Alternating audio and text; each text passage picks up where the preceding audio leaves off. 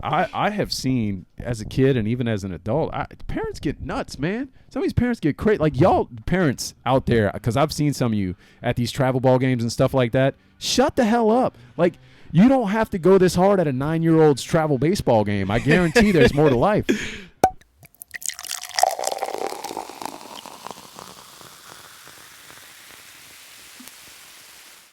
Hey, yo. What's up? Welcome back to the Who F'n Kneauxs Podcast, episode 39, right? Right. I got it right. I know. Fuck, man. I'm getting good at this. Official podcast of, well, I was going to say Patty's Bougie Ass Coffee, but Dave showed up with coffee too, so we're just going to say Bougie Ass Coffee drinkers everywhere. We've definitely said that before, but that will never change, so. That's fair. Well, look, I've said it before too. I'm a basic white bitch. Like, it just is what it is.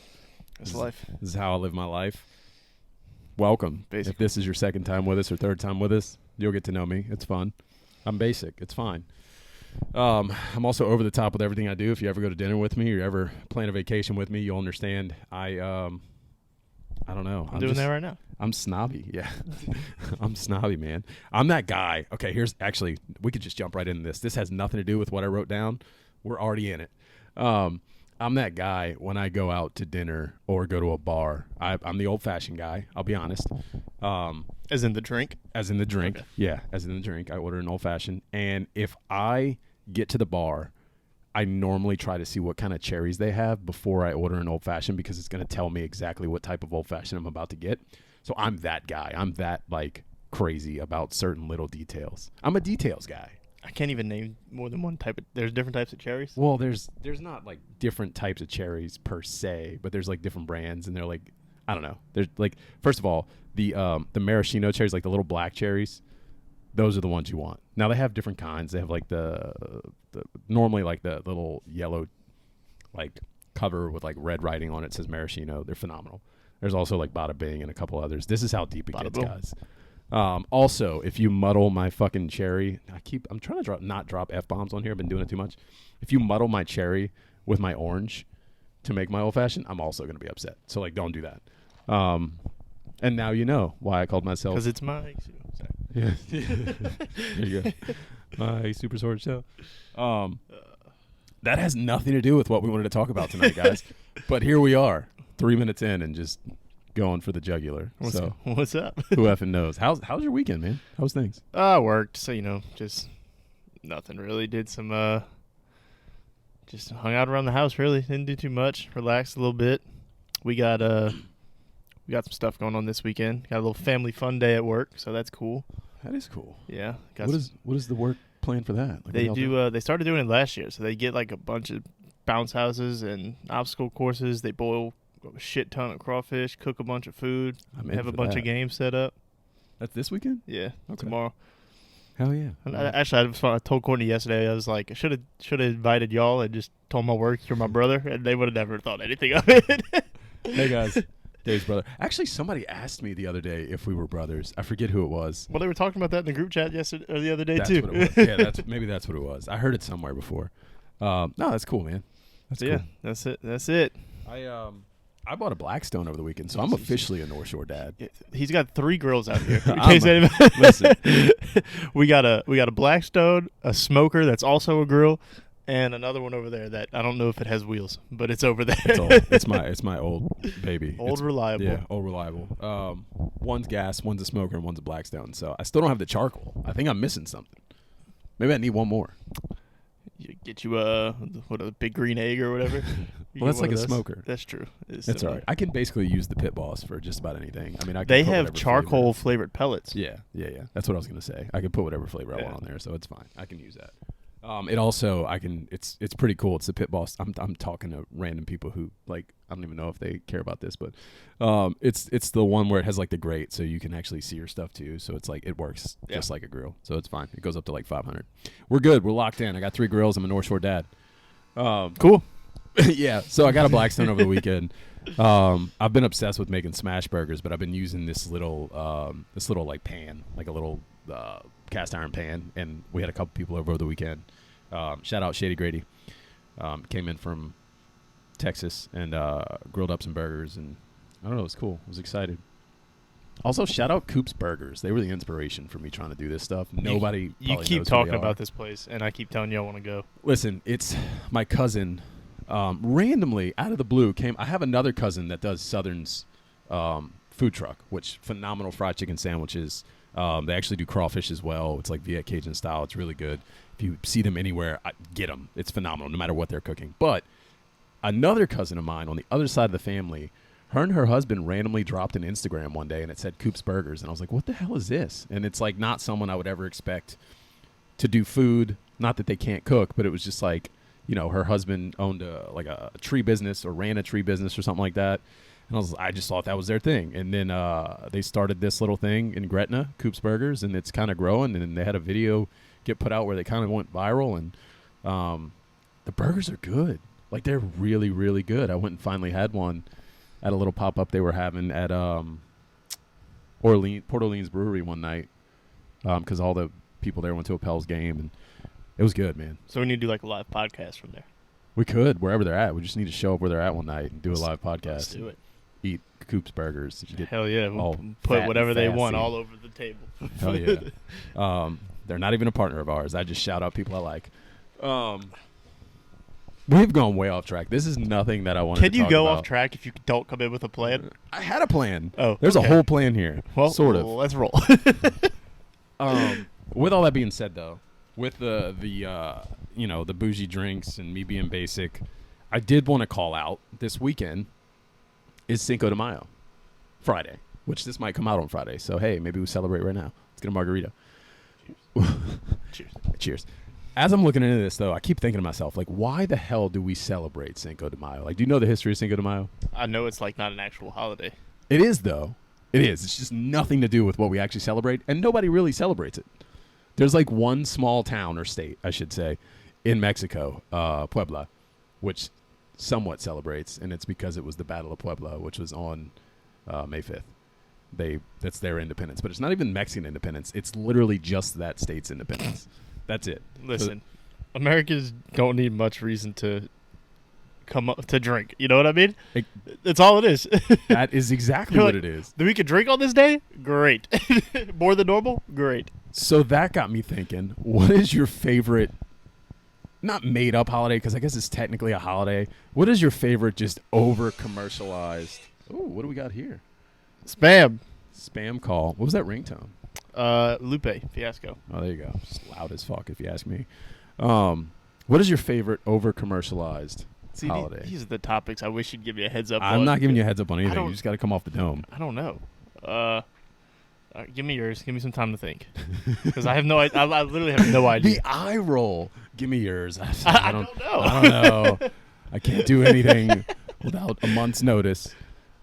Mine's got to be Cinco de Mayo, and it's obnoxious. It's like not even like it shouldn't be a holiday. We should not. It's not American at all. It has nothing to do with us, and we just want to wear sombreros, eat chips and salsa and queso, and drink margaritas. And I would do that on a Tuesday, a Friday, a Wednesday. I would do that when I woke up in the morning. It doesn't matter. I did it like last Wednesday. Yeah, I would just literally do it whenever. So if you give me a reason to do it, I'm all in, and that's why mine is Cinco de Mayo. What are some other ones? Like, what are some other? Well, some other like St. Patrick's Day is not really like. Okay. I mean, I guess it is. Like, it's the feast of St. Patrick, which he was just the patron saint. That would probably be my one. You like St. Patrick's Day? Yeah, I like doing the whole beer thing. It's cool. It's like that one. There's some dumb ones like Valentine's Day. Like Valentine's Day isn't even really. I don't like Valentine's Day. Courtney doesn't really like Like it's not a thing. It's kind of stupid to me. Let me see if I can pull up some other stuff here. I wrote some stuff down. Okay, so Valentine's. You see it in right there written down. Valentine's Day is also stupid. That's my only note. It's just stupid. Call that out. I just think it's over commercialized. I think that like there's no like we almost shame people into like, oh, you should be dating someone or take them on a date and pay for dinner and buy them a card and buy them flowers and like, you know, anything to spend money on random nonsense. And I just think, I mean, people like flowers, I guess, but they die. It's like we can't go a month without just having a holiday for the sake of having a holiday. So they were like, hey, Valentine's Day. Do it. A day where you have to love someone. Do it. Well, what's kind of effed up there is, you know, Easter sometimes falls in February, late February, sometimes. You have Mardi Gras in February. I guess that's just a New Orleans thing. That's true. You know, there's all these religious holidays. that I guess some people celebrate, some people don't. That's fine. Whatever. We don't have to get into that. I'm religious. I'll just say that now. Valentine's Day for us is like, I'm sure it's kind of the same for you now, especially because you have a daughter. Like it kind of turned into like a holiday for the kids. Like just go buy them some candy or something small and whatever. I can't even tell you the last time we got each other something for Valentine's Day. My wife and I rarely get each other anything, to be honest.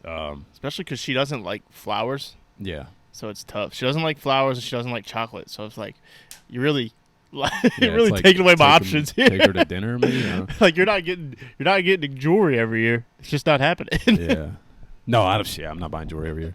No, I think this year it was more about my daughter. I did buy, like, I bought them both flowers, and I took my daughter to get mommy's flowers. But then I also, when I was like out another time by myself, I got my daughter like flowers and like a stuffed animal. That way she would feel like, first of all, that way no dusty ass boy in the future is like, hey, I got you flowers and a stuffed animal, and she's like, oh yeah, oh my god, that's so exciting. Now she's gonna be like, oh yeah, duh, you were supposed to.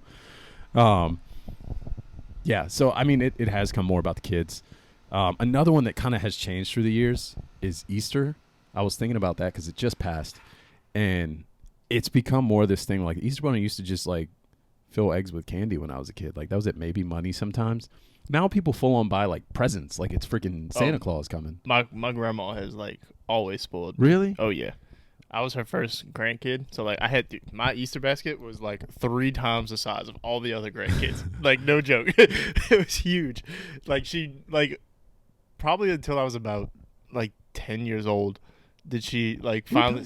I mean, kudos. Well, she was like, you know what? We're gonna give you the same size basket as everybody else. It was like long after I stopped believing in the Easter Bunny, right? So. But she was still like, yeah, we're just gonna give you this massive Easter basket. But she always would give us not like Christmas where it's a bunch of stuff, but there was always like something, little like extra on top of there, which we give him a couple toys or something, you know. Yeah. Nothing major. I mean, we didn't go all out. I'll say that. Like we didn't buy like Santa brings a big present first of all. In our household, he brings one big present here. Everybody does it different. We try to, whatever. It doesn't matter. Actually, no. Santa here brings one like mediocre present because we don't want other kids to. We're those parents. We don't want other kids to feel like, oh, Santa got this for them and didn't get whatever. It doesn't matter. But yeah, for Easter we didn't get anything like massive. It was like we got her a little like Minnie Mouse ukulele. I think that was it. Like we try to get them like we always do like outdoor stuff. So like we got them some water guns and some chalk and things like that. For this time of year.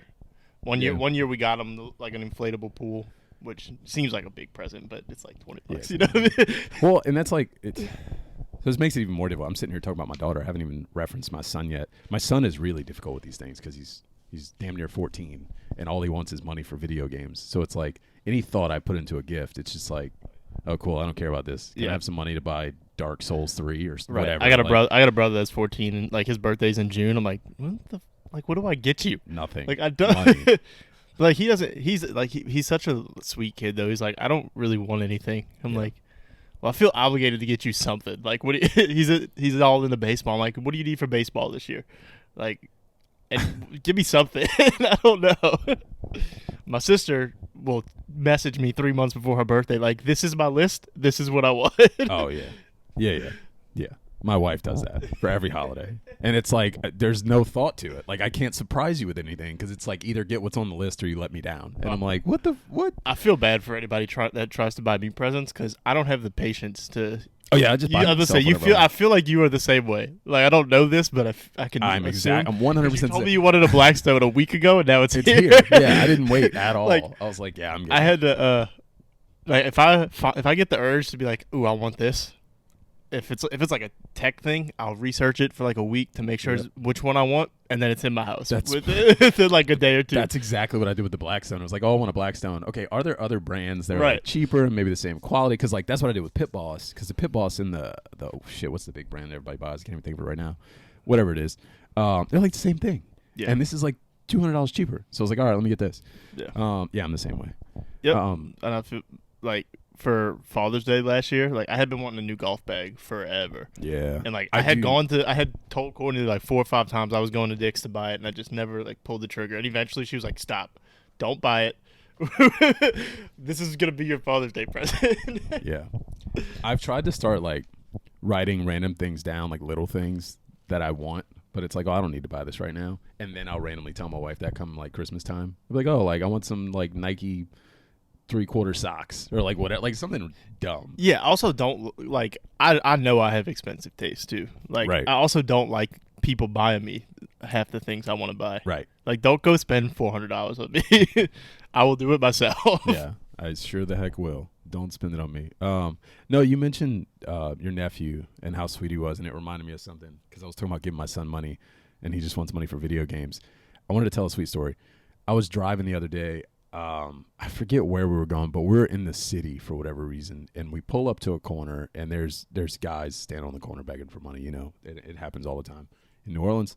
And I'm doing the whole like look around, don't make eye contact. I don't have any cash on me. Like, I'm not giving him any money. And I see my son just fidgeting, and I kind of look over at him, and he's got like a wad of money in his hand. And I'm like, what are you doing, dude? He's like, I don't know. I'm like, what do you mean you don't know? I was like, are you trying to give him money? He's like, well, yeah, I thought I have a little bit of money. I just give him a little. And in my head, I was like, keep your money. But then at the same time, I was like, this is like the sweetest, nicest thing I've ever seen you do. So I'm like, all right. I'm like, how much do you want to give him? And he's like, I think he had like $40 on him. He gave him like $5. And I was like, man, that's really nice of you. So like in that moment, I just tried to like, It's a proud dad moment. yeah, right congratulate him and make him feel good about it. But in the back of my mind, I was like, damn, you are better than I am, because I was not giving that dude money. I've done it a few times. I have, but not often. I have, but like, yeah, I don't know. It's not. I'm not going out of my way. But honestly, it's like you're saying. Most of the time, I don't have cash ever. Yeah, that was a big thing. Like when I don't carry cash though. I would do it a lot. So I would work in the quarter. I'd get off right there, like St. Bernard Avenue, and they were on the corner right there. And if I was coming, if it was like a few days stretch where I had been working and I had cash from tips, I always had ones on me or something. Right. So I'd give them something. But usually I don't have cash. Right. And I haven't been hit with the like a Venmo thing yet. That's not happening. I'm not. If you got Venmo, I'm not Venmoing you. Yeah. Buddy. Like, get out of here. I'm not gonna lie. That did happen to me once, and they got me because it was like I was going into Dick's Sporting Goods, and I came out, and it was like not a kid, but he was like 15. He had a flag football team he was trying to raise money for. I hope he was telling the truth. I think he was telling the truth. And he was like, "Well, we take Venmo," and I was like, "All right, bro, what's your Venmo?" And I sent him like $10 or something like that. And I felt good about it. Yeah. Hopefully they used it to actually travel to wherever the hell they were trying to go or get jerseys or whatever the heck it was. But yeah. Honestly, as long as it's like going to that kid in some kind of way, like I don't even care if he takes it to go buy a game. Like, go ahead, whatever, dude. Yeah. I would have loved somebody to give me $10 at 15. Right. Sure. Why not? Yeah, we can wrap that up. These are all random topics that I did not come in with. That's fine. Let's close out the holiday thing, because I wanted to go through some holidays that we don't celebrate. And I'm going to pick one that's on this list that I 100% think Americans should celebrate. These are all holidays from around the world. You can see the list that's in front of me. I'm just going to run through, what do we have? 1, 2, 3, 4, 5, 6 of them. So you got May Day. It's celebrated in Europe. It's a celebration of spring or labor rights. It's a 3-day weekend. They dance around a colorful pole. I guess it's like this big picnic, cookout holiday thing. Any thoughts on that? If not, we'll keep it moving. We don't have to spend time on that. They dance around a colorful pole? I don't fucking know, man. It's something they do in Europe. You could see that on Friday night on Bourbon Street. You could see that a lot of places in New Orleans. There's Dia de Muertos, which is in Mexico, Day of the Dead, celebration of life. The first thing I wrote here was Coco. Shout out to Coco. Yeah, in caps. I was like, Coco. So that's where I learned everything about Day of the Dead. Well, I knew a little bit before, like sugar skulls and things like that. This is the one that I'm choosing that I think Americans should celebrate, because I think it would be a lot of fun. Like just putting your relative's picture up on the Frenza or whatever the fuck they call credenza. I'm probably butchering this thing. There's somebody out there that's like, you're an idiot. But yeah, and then just celebrating their life, visiting their grave, whatever they do, having a big celebration. You don't have to do a funeral. I guess you did a funeral, but like now you're just remembering them, which is cool.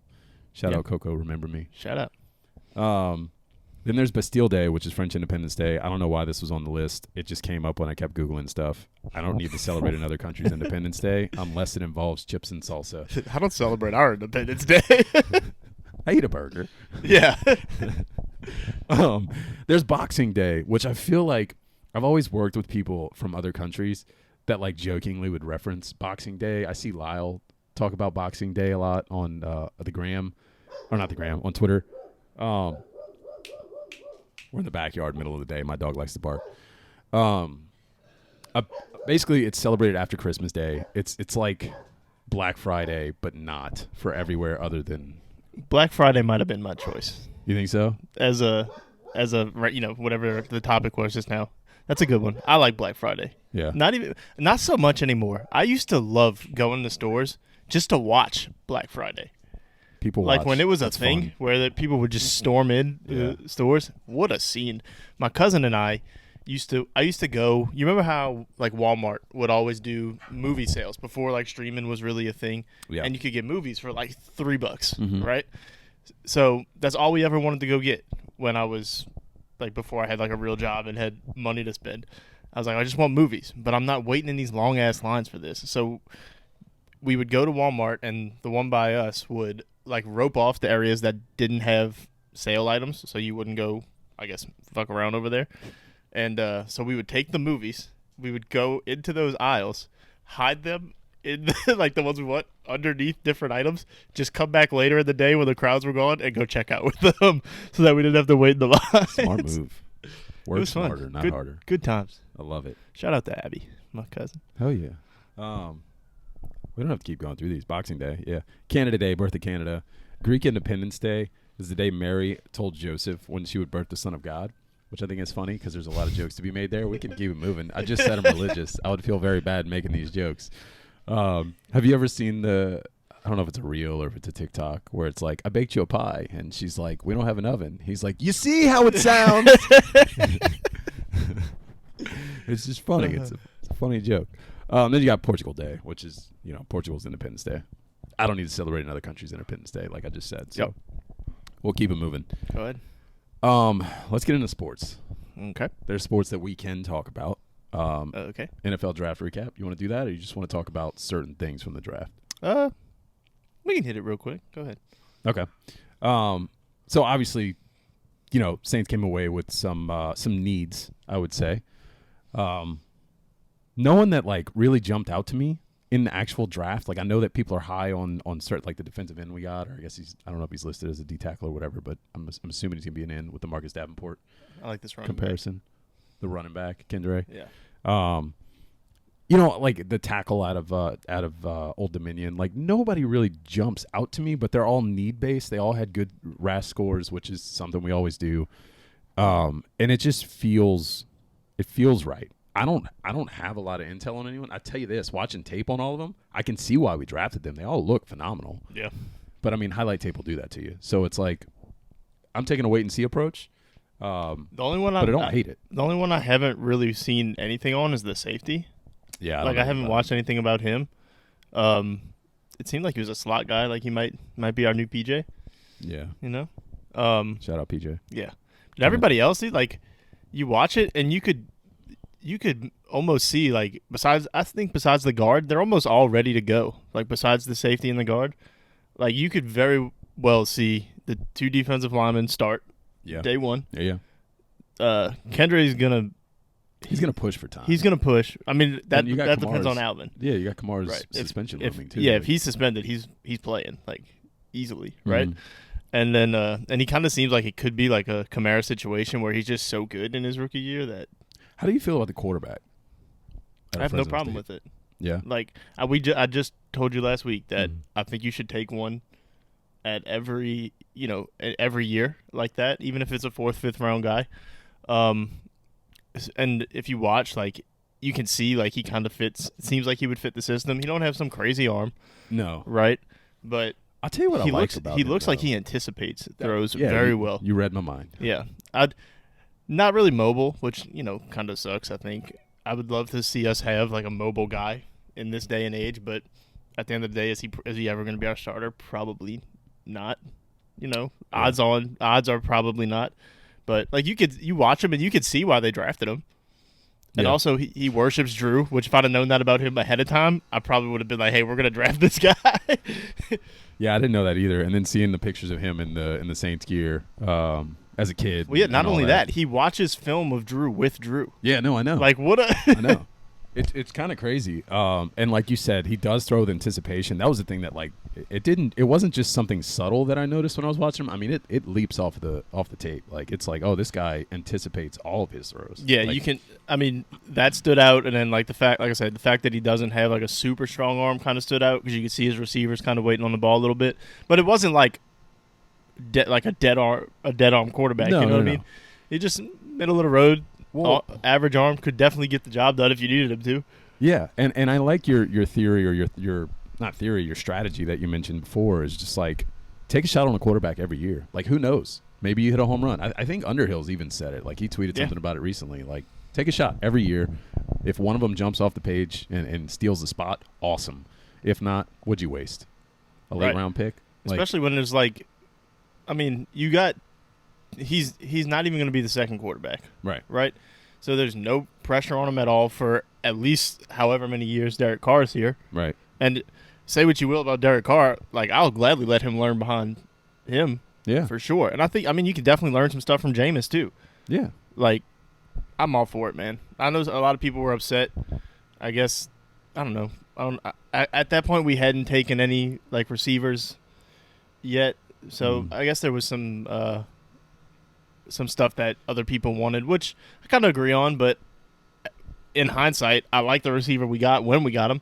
So, he's another one that I think could surprise some people. He's a 1,000-yard receiver the last 2 years in the 6th round. Yeah. And he's huge. Yeah. He looks good. He's either going to be productive or I think like a good like baseline would be like Brandon Coleman for him. I don't know that he can block like Brandon Coleman used to. Brandon Coleman. I haven't heard that name in a long time. I had high hopes for Brandon Coleman. He was one of them undrafted. Huge. Yeah, he was one of them undrafted guys that I was like, he was one that like stood out immediately where people were like, hey, this guy's going to watch this guy. Going to make it. But no. I did like Brandon Coleman. Yeah, I don't have anything to add to that. I agree. Speaking of undrafted guys. Well, I was going to get into that. So we'll get into that because I have a whole topic about that. But there's another undrafted guy, a wide receiver, since you mentioned wide receivers. I can't remember his name. It's not coming to me. The receiver punter guy? Yeah. Was it Cy Barrett or something like that? But he, I don't know if that's the exact one, but he like led was it the SWAC in like, fuck, now I need to look up the stats. He was so hard when you sent that to us, he was so hard to find information on. Like, I just found like his ESPN page, and I don't even think it had a picture. I don't know if it's Cy Barrett. It could be. I don't remember the name. I'll have to look it up. Sorry, guys. If you comb through, though, there is a kick returner wide receiver on our roster right now that was undrafted. There was like he's basically comparable to Shaheed. So I don't know. That was what jumped out to me. I was reading just a quick little blurb about it, and I was like, "Oh, this is interesting." I'll have to find out the name, and I'll tweet it out or something. Interesting later. because of how well Shaheed like jumped out this year. I saw somebody tweet it like you're fully expecting him to be a full-time receiver now. Yeah. Right. So maybe they try to take those. They're looking for somebody like as of right now, he's your kick returner, right? But if somebody can come along and take that job away from him, like you kind of you see it happen with all the good kick returners. Like I always think about that with like Devin Hester. Like think of the numbers he could have put up had they not taken him off of. Oh, if he just stayed as a kick returner. Yeah, I think they always kept him on one of the two, punt or kick. I don't remember. But then when he actually became, which he was never like a great receiver, he was just so fast. Well, I was gonna say if you think back, he didn't even start as a wide receiver. He was a defensive back. Yeah. And then he made the switch because he was so electric in the return game. They're like, hey, we got to get you the ball. The better example, I think, is Tyreek. Yeah. Because he was electric. And then Kansas City realized he could be like their number one receiver, and they kind of took him off. And then if they needed a big return at the end of a game, they would throw him back there. It was like him, like Dante Hall was another Deshaun one. Jackson's another one. Yeah. Well, Deshaun was always expected to be, I think, a wide receiver, though, like a full-time wide receiver. But think about like the game they won against the Giants that year, the walk-off kick punt return. Yeah, like when they need a big play, that they like, hey, go back there. We kind of did it with Reggie. Yeah. It just happens.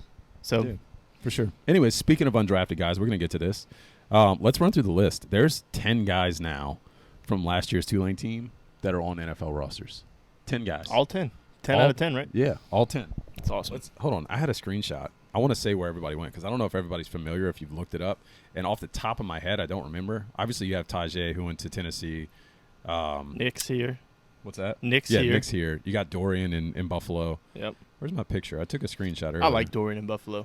I like Dorian in Buffalo too. I felt that pick. Like I don't know why I was sitting there, and they come up on the screen. The guy, I think it was the guy talking trash or something like that. And I'm just like in the back of my mind, I'm like, I don't know why. I just feel like they're gonna pick Dorian here. It was early for what was projected, right? Yeah. Within him and nobody had him and Tajay going within 10 picks of each other. Yeah. Like that. That's also so this whole thing with Tajay and his like medical thing. That made him fall. Where would he have been drafted? That's a good point. I've been thinking about that. Like if he got drafted in the third, and it was like earlier third. Yeah. With these medical issues, was he a high second round guy? Talent wise, yeah. Like I think so. Once you saw how it fell out when you saw man. Gibbs go early, I was like, oh shit! Like, do we value running backs more than we used to? Am I like undervaluing some of these guys? That's a good fit for him too. So you got that. You got Dorian. You got Dorian in Buffalo. You got Nick Anderson here. You got Macon Clark in Chicago. You got Shea Wyatt in San Francisco. Sneaky. Yeah. I'm not gonna lie. That's a sneaky spot. Yeah. They know how to get playmakers the ball, and Shea Wyatt's a playmaker. Deuce Watts in Green Bay. I don't know how I feel about that. Not a lot of competition there. Yeah. I just don't know how I feel about Green Bay in general right now. Like, you don't know how to feel about Green. If they still had Rodgers, I'd feel better about it. Like if you knew he had somebody good throwing him the ball. Right. But, and then, the rest of them. So there's 4 more. I could see a couple of these guys sticking, but it's going to be tough, right? Like Will Wallace with the Commanders. You got Lumi Young with the Colts, or Lummy. I always say his name wrong. You got Tyreek James with the Chiefs. That's a sneaky spot. Well, the tight ends, if they just like make a name for the way on the roster is going to be blocking. Yeah. Right. So you never know. Like especially the Chiefs are like very a scheme heavy running team. So if you can just fit that. Yeah. Well, Tyreek is more of a receiving tight end though. Like okay. I believe somebody will correct me if I'm wrong, but I believe Tyreek James is more of a receiving tight end. I mean, he's pretty balanced, but we'll see. Okay. We'll see how it lays out. And you got Larry Brooks for the Bengals. 10 guys, 10 spots. That's awesome. All picked up. Awesome. Now let's talk Nick, because I'm excited. Yeah. I'm excited. Obviously, you got Tajay in Tennessee. Everybody knows the excitement there. I'm kind of bummed he's not going to get number 22 because I hear there's a story around that, and I want to know it. You never know. There's been some Derrick Henry trade rumors. True. Also, for anybody, well, we don't need to get into into that. that. But if they trade Henry, like, there's no way. Like, they just give him 22, right? You got a Tulane backfield if they trade Henry. Yeah, like, that's true. Right, I didn't even think Tulane about that. Boys. Yeah. Let's go. Let's roll with it. And then, we're obviously excited about Dorian in Buffalo. But then Nick in New Orleans. I mean, it's, he's a big Sam Mills fan. He's talked about it a lot. He's one of the most underrated linebackers in the NCAA. You've heard Maddie Hudak. I mean, she's been banging the drum for this guy as like a sneaky undrafted free agent before he was picked up by the Saints, thinking that he could really make a massive impact on a team. And it's a spot of need. It kind of just seems like size is his only knock, right? And we say it all the time. Like, who cares? Like, if you can play, what does size, especially at linebacker? Like, if you could just make a play, right? Like, who cares? Yeah. Well, you're playing in space a lot, so I can see how size matters, like seeing over the line. But if he can make up for it, yeah, there's got to be ways to play with anticipation. Read the lineman. He can come in and be a run stopper. He's going to struggle a little against the pass. I think it's going to be tough. We've had undrafted linebackers, I think, make the team every year. It feels like for the last however many years. Like I said, we lost some linebackers this year, right? Like there's opportunity there. If he can come in and play well in camp, like I think there's a lot of opportunity there for him to make the team, which I'd be ecstatic. I mean, talk about a good story. Did you see his jersey edit that he put out the other day of him? It just looks right. It looks right. It looks also. I thought it was weird. Like, am I just I always have to question myself in my fashion, right? Because, like, I think a certain way. I like certain things. The fact that he cropped himself or whatever into the black top, the white worst pants, jersey combination. I was like, what? Why did you pick that one of all of them? Like, it could have just been like, it might only be. So when you're doing the jersey edits, it may have just been the best option. You know what I mean? The easiest one to actually like change. I got you. Speaking of jerseys and guys on the Saints for their first year. How did we let this random safety we signed get zero? I don't know. Is that for the number of games he's going to play for us? Also, did you see Marcus Davenport got 0 for the Vikings? Did he? Somebody said he should have got 0.5. Yeah, that's a good joke. That's a good joke. That bothers me. I don't like that he got 0. Like, that feels like it's the first year. It's just a number, right? But it kind of feels like somebody important should have 0. Yeah. It should be one of those numbers. So I saw you tweet that, and my very first thought was, it doesn't matter. He's not going to have it. And one of the like vets on the team is going to switch to it once the season starts. I may be the only problem with that is they have to buy all the remaining stock of their current jersey. So well, yeah, either that or like one of the new players. Like somebody's going to switch to like that I would number. think like somebody like Shaheed would want like a cooler jersey number than 89, unless he had unless he's got some kind of tie to that. I don't know. But, like, Shaheed kind of just snuck onto the roster, right? He's got one of them shitty numbers. Right. And you would just think, like, maybe, like, Marquez did it. Right? Or Marquez. What the fuck? He went from whatever he had to 1. Denver Broncos, great. Ridiculous. Also, Peyton is just The loading Denver up. Saints, yeah. He's loading up the wide receiver room, though, with in Denver, which he couldn't do that here? It's so frustrating. He shied away from good wide receivers there. He's like, you know what? I'm going to hate him by the end of the year. I really am. I am too. I'm going to end up not liking Sean Payton. It's fine. I respect everything he did here, and I know what type of guy he is and how he's going to handle himself, and I know what's going to happen, and I know he's always going to act like New Orleans has a special place in his heart. But I'm still going to probably hate him halfway through the season. He's just going to do little things like that, where it's like, why didn't you do that here? Yeah. It's like seeing an ex that all of a sudden is like the perfect person that you wanted them to be, and now they're doing all the things that they never did before. Like, you jerk. It is what it is. No, I am excited. I'm excited about those 10 guys. Can't speak any higher about the Tulane guys in general. I mean, it says a lot for the program. It says a lot for recruiting for the years to come. You put 10 guys into the NFL. 2 guys. I think I don't remember the stat. I'm butchering the stats today. I wish we had a stat boy. Remember old school stat boy? Wish we had a stat boy. Tulane there was like 20 teams that put. I think it was 2 players in the top 100. It was what Maddie said. Yeah. That's who said it. Maddie said it. So Maddie can check me if she hears this. Tulane and Notre Dame were the 2 schools. Yeah, and Notre Dame is like basically a Power 5 school. So I was like, oh, that's something to hang your hat on. And it leads me to my next topic, which is there's a lot of smoke around Tulane moving to the Pac-12. Have you heard this lately? I know it's already come out, but and we referenced it when we talked with Maddie, and we didn't really get into it because like, oh, who knows. But who was it? Let me pull it up. I want to give them credit. The Monty Show, which is based out of Utah, the other day came out and said Tulane is an extremely strong candidate to join the Pac-12. As long as they don't have to play at Pac-12 times, I'm cool with it. Do not give me Tulane on Pac-12 After Dark or whatever the hell they call that. So that's the one drawback, right? Like some people will say, oh, Pac-12 is a weak conference, whatever. I think, in my opinion, because my question to you was going to be like, are you interested in it? It's in comparison, though. Like, yeah, the Pac-12 compared to the SEC is, of course, a weak conference. But the Pac-12 compared to the ACC. Yeah, or it's on board with the ACC. That's what I'm saying. Like now, granted, those times are going to be you're going to be watching 9 o'clock games. I meant like you're comparing Pac-12 to where you are currently in the AAC. Yeah, exactly. It's a step up. Exactly. I think you take it. There's so many benefits that come with that. I think you have to go.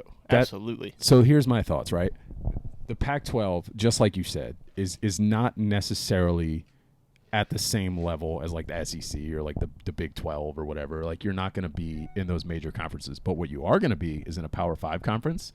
Right. And if you're that, even if you dominate the AAC for years to come and you do get into the new playoff model, you're never going to be higher than probably like a 12 seed. No, you're UCF. Yeah, you're never going to be this lauded after school. You'll be like the little Cinderella story every year, which is fun. It's cool. But if you want the opportunity to continue to build your program, even in bad years, you go join the Pac-12 and you'll always have the money coming in. You always have the ability to lean on the Pac-12 as like a recruitment tool. Right. Like you can lean into all these new categories that you never could before, even if you're bad. Yeah. No, I agree 100%. Like you're saying, as a recruitment thing, I love that. Because, I'm sure there's some players are just built to where, like, I don't care what the conference is. Right. Like, they bet on themselves, whatever. But there are certainly guys that are like, yeah, I need to go to an SEC school or a Pac-12 school, you know? So that's great. Literally the only drawback to me is the times, which isn't the way the conferences are going now. Like, they may not all be West Coast teams. Yeah, maybe they are right now. I don't know, but the Pac-12 is also looking at like SMU. And there's so much shuffling around going on. Like, I mean, you're going to have the opportunity to not play all now. You'll still be playing West Coast time slots, but like you're going to have the opportunity to play. You're going to play games here, right? Exactly. Like they're not all going to be West Coast time slots, and that is one of the biggest pushbacks I'm seeing. I'm in a little Tulane group, and I see people saying, "Oh, like the East Coast boosters aren't going to want to stay up late and watch." And I was like, "Man, fuck the East Coast. There's West Coast boosters too." Right. Like now, granted, the East Coast guys from New York are the ones that are putting in all the money, but like, you know, there's kids from all over the United States, specifically California, things of that sort, that are still coming to Tulane, and like now you're just opening up the territory. Yeah. If you're winning, it doesn't matter what time you play. Like, people are going to stay up. People are going to celebrate. It just is what it is. Yeah. Just my take. They needed an upgrade from USC, you know? They did. Yeah. I mean, when USC's losing to, like, non-Power 5 schools in the Cotton Bowl, what are you going to do? You can't win the Cotton Bowl. You can't be in the Pac-12. You got to go run to wherever they're going. Yeah, exactly. They are leaving, right? Yeah, I think so. Pretty sure. Pretty sure. I don't know, because like you hear so many stories. Like, dude, I can't keep up anymore. They were leaving. I'm pretty sure they still are. I don't even remember what conference it was. Like all these schools were like. My wife asked me the other day, "Is Texas in the SEC?" And I was like, "Well, they're gonna be." And then I had to think for a second. Yeah. So it's like all these. USC gone with Ohio State? I'm pretty sure. Yeah. Yeah, I'm pretty sure. I think so, because I remember like there was a snow game in one of those games, and I'm like, I just can't picture USC playing in this. Can't wait. USC's gonna have to go to Iowa, right? Play in 5-degree weather and like snow. It's gonna be awesome. Yeah. Can't wait for Caleb Williams to do that. I mean, it's not gonna happen this year, so it doesn't really matter. But yeah, that'll be exciting. Yeah. I hope it happens. Do you have any fun topics? Anything that you thought of coming in before we close this out? How long have we been talking? I got a couple. Okay, what you got? All right, so let's see. Which one should I do here? Maybe we can run through these real quick. All right, so there's one that I think could actually lead to an interesting conversation. You want that one, or do you want one that's kind of fun, could be quick? Whichever one you prefer. All right. I don't like to make choices. What are some you don't like to make choices? Okay. I mean, I do, but just go for it. What are some things you tried to learn during the pandemic? Because, I feel like when we were all locked in and just kind of had nowhere to go, it seems like everybody tried to just, like, pick up a new hobby. Is there anything you tried to learn? This is going to be a really boring answer, but no. So for me, I need to clarify this. I am always trying to learn new things. Always. If I see something I'm interested in, I just deep dive into it and I get lost in it and I want to learn it. Podcasting. This is something I did do during the pandemic. So I guess I could say podcasting. Aside from that, like Photoshop, something you've recently dove into. Like I did that a long time ago where I just dove in and I had to learn everything. That's what I was going to say. I kind of there's a thing online where you can buy, just online classes and stuff like that, and they just send you all the videos. You do it at your own rate. Yeah. I did a Photoshop one, which I never finished. Yeah. And but now I'm using it, which is cool. And you're getting better at it. You're better than me now. Shocks me every day. Thanks, man. That I tried coding, building an app, just because I always thought I'm all into that, so I thought it would be cool to try. But another one where I started it and then just kind of lost time and never did it. Just wondering if you had anything you tried to pick up. There's things I dove into more that I enjoyed already, like cooking. Like I got way more into cooking. I learned, new methods and things like that. Making cocktails. I made a lot of cocktails during the pandemic, so I would buy like different things to make different fun cocktails. I learned how to make the perfect old fashioned, in my opinion. Manhattans. I love bourbon, so any like bourbon based drink, I was doing that kind of stuff. There's just stuff like that. Yeah, I was just bored around the house, and I was like, I was still going to work because we didn't shut down or anything. But on my days off, I'm still just like sitting around the house, like nothing to do. Yeah, I was like, I need to do something to like stimulate my brain. Yeah, I did the same thing. I was doing like I finished. I had this little beautiful. I'll see if I can find a picture. I'll text it to you later. I had this beautiful outdoor area which was like half done, and I had an old swimming pool that you would like. It was like an above ground swimming pool, but it like stepped down, like they had dug out the ground before I moved in. So I had taken that out and I made that a fire pit area. So I finished that. I built steps and like did all these different things and made it like real nice. Put string lights and everything. Like, nice. So I did like that kind of stuff, like just random projects. But there was nothing that I was just like, oh, I got to learn this. I just kind of did shit. We had a channel, my old company I worked for, on Slack, called Cooks of Cooks of the Panda. I don't remember what it was. I wish I could remember the name of the channel. But basically, people would just share the stuff they were cooking. So like that also threw me deeper into like the spiral of like cool. cooking and making drinks. I like that. Yeah, we were bored. We were trying to entertain ourselves. Absolutely. Another one that could be quick, and then I'll give you the one that I think is actually interesting. Okay. Is there anything that? So this was sparked up by just like scrolling through Instagram and seeing random ads to like buy these little items. You know what I'm talking about. Is there anything that you bought as an adult or that you want to buy as an adult that most people just like would not be excited about, but you're like, man, this is exciting. It's something small that most people wouldn't be excited about, but you're like, yeah, I need this. Yeah, probably. Like I buy a lot of random stuff. Well, so like my first thought were like the grills, right? But like there's a lot of people out there that like grilling. Here's one random thing that I bought recently that I haven't used yet that I don't think anybody would be excited about. Maybe dog owners out there. I was going through Instagram and they got me with one of those targeted ads. Like it was I think it was called Color Fill or something like that. It's like a filter for your air conditioner. I might have told you about this recently. Basically the filter's pink, and the whole like concept of it is it's supposed to filter out like more than your typical filters, and it starts pink or it starts orange or pink, one or the other, and then it goes to the other color once it's time to replace it. But it's supposed to do a much better job of like filtering out like dog smells and like allergens and like all these other things that come with animals. It's specifically designed for like pet owners. So now that I've bored everyone out there to death, that's the thing that I bought recently that I'm excited about that probably nobody else is. So I'm going on my Facebook because I always like save these things, and I'm just trying to see what some of them are, so I could show you. So there was like this thing. It's not that. Now it's gone. But anyway, was that the powder for the hair? Yeah. Hell yeah. Have you seen that? It doesn't work for me. I've used it before. I've never tried it, but so there's this cleaner thing where it just looks like a little roller, and it like gets all the dog hair off. And I'm like, I need to test it. I need to see if this works. I'm intrigued by those. This could be a whole like the things I save could be an entire page of content on their own. You know. One. I don't mean to cut you off. Go ahead. There's one that just came to mind. That's like a rant. So we also during the pandemic for my last job, we would do fun things, and like we had to sell each other random items like this. And my friend Shar came one day, and she displays this mix and chop on Zoom. I don't know if you know what a mix and chop is. It's like a rubber or a black thing, and it's like a handle. It's a cooking instrument, by the way, for like ground meat. You put the ground meat in the pan, you chop it up, but instead of doing it with like a spatula like you would normally do, it's basically like curved hooked pieces, and you just like spin it as you do it, and it breaks it up.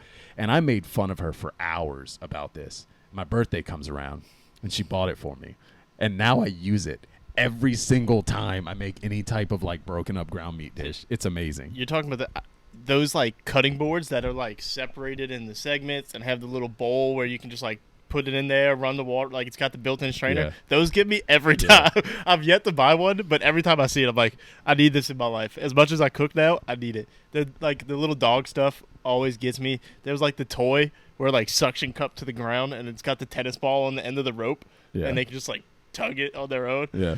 Because like we leave our dogs out at home by themselves all the time. Like this would be fun, although I'm sure they would just sit on the couch. They would ignore it. Whatever. What else you got? The last thing. All right, so this was a conversation on another podcast I was listening to. Okay. They were talking about came up because of Kawhi not playing. Like if you bought playoff tickets ahead of time and then Kawhi ends up not playing, whatever. Like you feel like you're losing out on value. So they presented the idea of, would you pay? So you buy tickets to the game, right? LeBron drops 60, 70 points. Okay. Because you got to witness that, you pay a premium after the game. they're it's never gonna happen. On the way out the door, they're like, all right, now you owe us this because you got to witness this. So you would get that. You'd have to do that. But if you get there and your team just gets blown out, they give you a refund. Jesus. When you leave. So if you go and it's like a gamble every time. Your team loses by like 30. This has to be marketed to like the DraftKings crowd. This can't be just like normal fans, because normal fans would be like, hell no. How do you feel about that? Where you're either paying a premium or a refund. How do you feel about that? And would you be willing to sign up for that? No. No? No, I would not. Does that have anything to do with you spending $200 on tickets to begin with to sit courtside? No, it doesn't, but now that you mention it, yes. No, it goes. What goes into it for me, I look at it from two angles. As the consumer, I would hate it's hard enough for like a family of four that is just scrounging money together to go to a game, and then at the end of the game you tell them, hey, I know you already spent X amount of dollars and you barely had it, but now you owe me more. So I think of it from that lens, and then I also think of it through the lens of the ticket sales rep, where I have goals I have to meet. I don't know what each team's goals are, or how they set them, but refunding anything in sports doesn't happen. So when I was selling tickets for the baby cakes, if it was a rain out or whatever, something happened and people wanted a refund, it was like, oh, I'm sorry, like we can reschedule for this date or whatever, even if it was the last game of the year. Well, you'll have a credit for next year. Same thing with like the playoff tickets when you prepay. Sorry, we didn't make the playoffs. Like that goes to next year's season ticket stuff. Like that's it. So that you actually reminded me what brought up the conversation on the podcast. One of the like big soccer teams went and played a game somewhere, and they played terribly and lost. The players got together and are refunding all the fans that traveled to go see the game. So they were that's different. They brought it up, and I do think there's something interesting to that if you start talking about people who travel to see certain players and then those players just don't play. Yeah, like the low management stuff. Listen, it's tough to do, but. Yeah. I feel like that the general idea of the refund versus the premium is kind of ridiculous, but I feel like there is something that could be done. There may be meat to that, especially in the situation where you're talking about, where like this year it happened multiple times. Yeah, on a more serious note of that. Yeah, people are coming to this year. People are coming to watch the Warriors play the Pels, and it's like, oh, we're gonna watch Steph and Clay and Draymond and all these people play against Zion and Bi, and then all of a sudden they come. And granted, I think Zion and Bi were already hurt or something like that. But Steph and Clay were fine, and then all of a sudden they're just not playing, and it's like, and it's announced like 2 hours before tip off, and it's like, what the hell? Like I just flew in from San Francisco or wherever, and now I can't even watch them play. Like that would piss me off as a fan, and I think that something should be done about that. I don't know how you fix that. Yeah, I don't know either. I mean, that's like a baseline. Like you kind of start when you come up with ideas like that, though. You kind of start at like a ridiculous level, right? And you tear it down. Right. So, well, and there's also like, I almost went on this rant when you were talking about like refunding money about like, no, that's like the same thing as giving participation trophies to kids in tournaments. Like it's sports, man. Like you went and watch your team get their ass kicked. Sometimes teams get their butt kicked. It happens. Like that's what you pay for. Did you see this is a completely different topic. Did you see the thing, was it New York or maybe California, where if a parent at a Little League game, if a parent gets thrown out by the umps for arguing with the umps, they're not allowed to come back to the park to watch a game until they ump 3 games themselves. Like they're passing a bill for that. I like that. That's fun. It is fun. Although it could result in some terribly officiated games. It could, but I have seen as a kid and even as an adult, parents get nuts, man. Some of these parents get crazy. Like y'all parents out there, because I've seen some of you at these travel ball games and stuff like that. Shut the hell up. Like you don't have to go this hard at a 9-year-old's travel baseball game. I guarantee there's more to life. The parents absolutely care more than the kids. Jesus, those, right? Like come on, yeah, it gets insane. I mean, and I felt bad one day. I'm with my wife and we go to he's not our nephew, but he's like a close friend of our son, and he's playing and he's having fun. And one of the moms on that team is talking trash to another like 9-year-old on the other team the entire game, and I'm like, I keep looking at her and I want to be like, ma'am, he is 9 years old. Like, you are ruining his psyche for life. This ain't that serious. Like, I get it's a competition. I get it. He needs to learn to compete and all that stuff. But, like, you're a 35-year-old woman talking trash to this 9-year-old catcher. Why? Calm down. It ain't that serious. Just saying. I can't wait. I can't wait to deal with that. I actually, yeah, I want to. My son was getting into it, and then COVID hit, and now he doesn't really play sports. That's a whole other conversation. Yeah, I definitely want to do that, either with my daughter if she wants to play softball, or if I have another one. And I want to be a ballpark dad, but that's a whole nother thing. The last thing I had, and we can wrap it up, was the dipping sauce conversation. Oh yeah, I forgot. Tell me more though, because I've kind of forgot. Was it Kat Terrell put like mayo on her fries and said it's like the best dipping sauce or whatever. I just wanted to say that mayo doesn't belong anywhere on French fries. Not as like a side. Like if I just have fries, keep the mayo away. It's not a dipping sauce. If you having like a po' boy, like French fry po' boy or something, sure. But mayo as a dipping sauce is a little psychotic to me. I'll say this. Will Levis ruin mayo for me. I don't really care for mayo these days. But when I was younger, I did try mayo on French fries, and I didn't hate it. It's different. But you can't. You can't do like gobs of this stuff. Like it's got to be a light. Like I'm not pro mayo on French fries, but I'm definitely not like killing someone who's doing it. You can't use like the ketchup equivalent of mayo, like the ratio. The ratio of ketchup to fry it cannot be the same for mayo. It's just too much. Yeah, I can't do it. I don't really use any dipping sauces anymore, to be completely fair. I use like sriracha. Like that's my thing for everything. I don't even really eat French fries, man. I'm crazy. I like French fries. Y'all don't want to have this conversation with me because I'm weird. I'm a barbecue sauce guy. That's fair. That's my go-to. I do love barbecue sauce. If I'm gonna do any condiments in general, if we're just talking condiments, it's probably barbecue sauce and more of like a spicy barbecue sauce. Spicy, tangy at the same time. Yeah. I used to be a big sweet and sour sauce guy back in the day. I don't love sweet and sour McDonald's. sauce. No? Who's got the best fast food sauce? I feel like there's really only two options. This is a loaded question. I'm going Raising Cane's. It's them Cane or sauce. Chick-fil-A sauce for me. Yeah, so I got to cane sauce earlier in life than I did Chick-fil-A sauce, so I think that was the bar. And then when I had Chick-fil-A sauce, even though I think it's probably older than cane sauce, I was like, oh, this is like a weird version of cane sauce, and I didn't like it. I always viewed it as a weird version of honey mustard. Yeah. Honey mustard is a hit and miss thing for me. Some honey mustards taste like mustard, and I can't do that. Yeah. But, yeah, I think cane sauce do. Yeah. And then, but like all these places have their own version of it, right? Yeah. Like everybody's special sauce is just a version of cane sauce. Yeah. Or it's a special sauce, but Cane's is like the elite version of it. Right. So we just view it all as knockoff cane sauce. They're like all the There's same no sauce. way Cane's was first with it. It's either that or like one of these places that has like I can't like none come to mind. Like Popeyes had a really good like tangy barbecue sauce for a while. They really had like a blackened ranch for a while too. That was nice. Yeah. Yeah, I don't know. But I haven't had sauces in years from these places, so it's hard for me to. Yeah.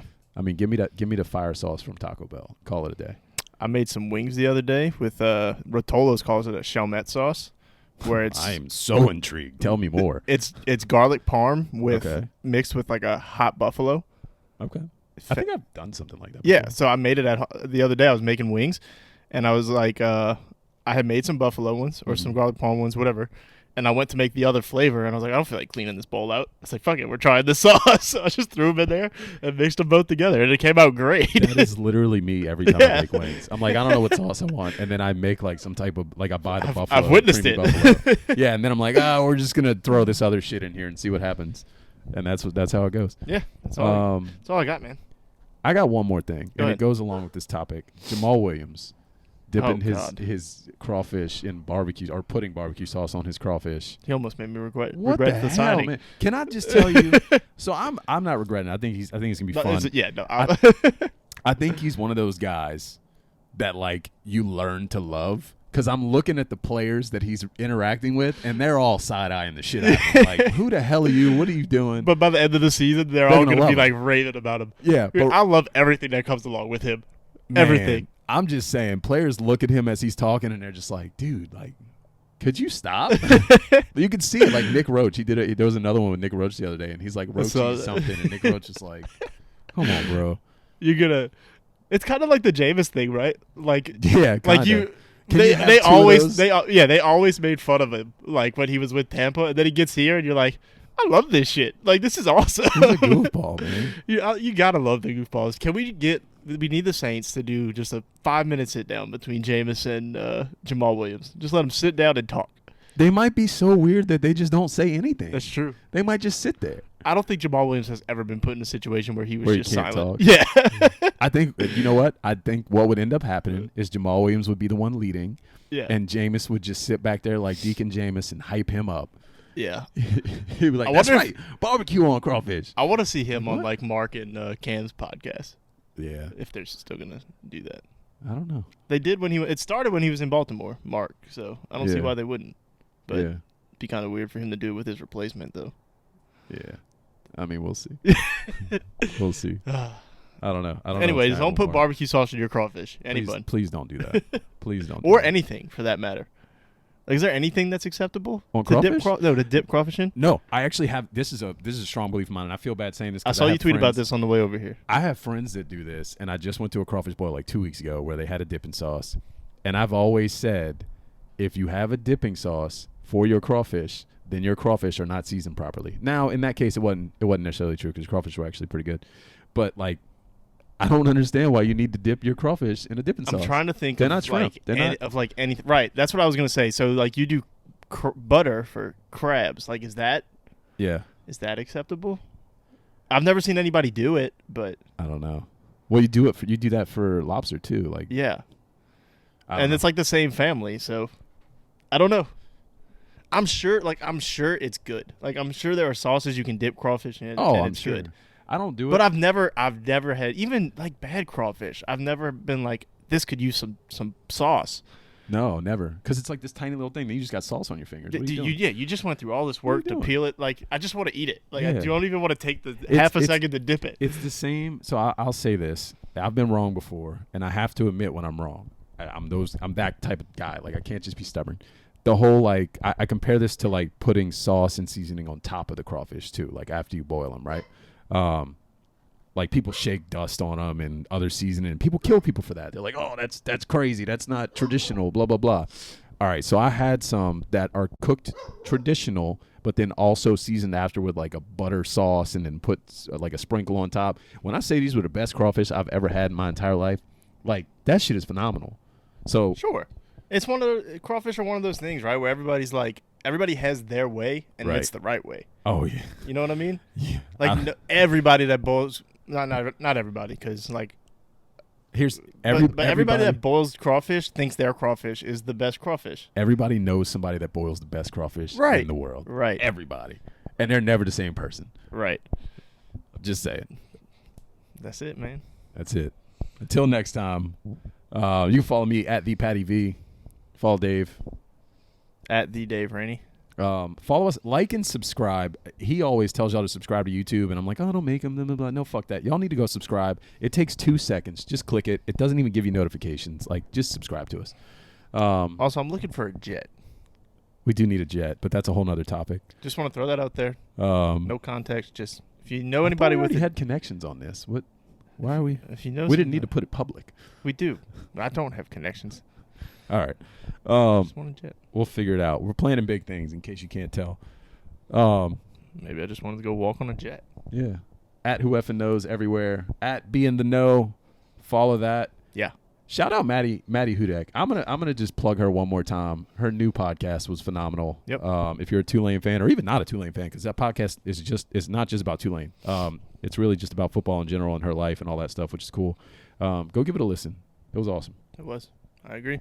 I kind of nerded out on the soccer part with you. It was cool. I like that. Yeah, the way it was just like layman's terms, like the defensive structure, and I was just like, man, I've never played soccer, so I actually got more of an understanding of soccer defensive setup from hearing that, and I was like, oh, okay, cool, I like it. Hit me with the analogies all day. It teaches me. Indeed. That's it. Y'all have fun. Enjoy. That's all I got. I don't have a fun way to end it today. Just take care of yourselves.